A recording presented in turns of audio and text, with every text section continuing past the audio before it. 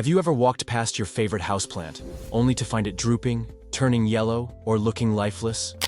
It's frustrating, but don't worry, because today, I'll reveal a simple yet powerful trick that can bring any wilting houseplant back to life instantly. Stick around for a bonus tip at the end that will keep your plants healthy and happy forever. Step 1. Diagnosing the problem.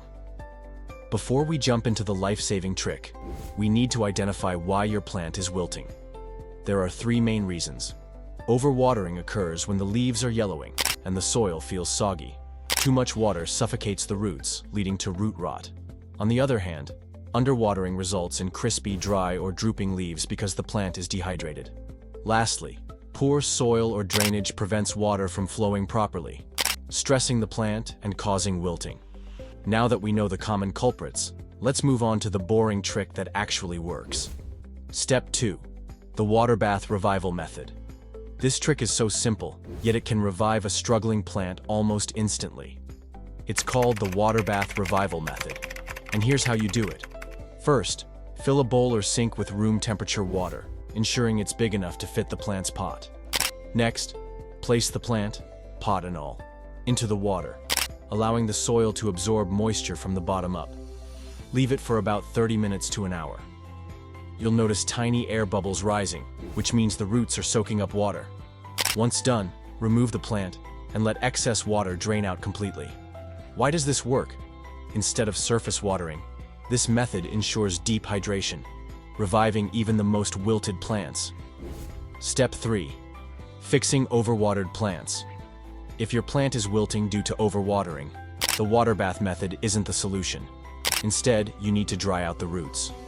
First, remove the plant from its pot and gently shake off excess wet soil. Check the roots. If they're brown and mushy, trim off the rotted parts with sterilized scissors. Next, let the plant dry for a few hours in a warm, shady spot. Once dry, repot it in fresh, well-draining soil using a pot with drainage holes. Finally, water sparingly for the next few weeks, allowing the soil to dry slightly between waterings. Step 4. Adjusting light and humidity. Wilting isn't always about water. Sometimes it's a light or humidity issue.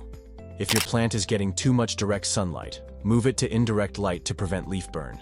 If it's not getting enough light, place it near a bright window or use grow lights. Many houseplants also need higher humidity.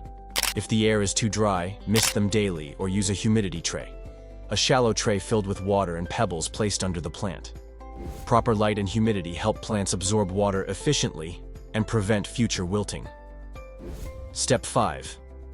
The right soil makes all the difference. Poor soil can choke plant roots or fail to hold enough moisture. To keep your plant healthy, use the right soil for your plant type. For succulents and cacti, use well-draining, sandy soil. Ferns and calatheas thrive in moisture-retaining, rich organic soil. General houseplants do best in a mix of potting soil, perlite, and compost for balanced drainage. Repotting into fresh, healthy soil can instantly boost your plant's recovery.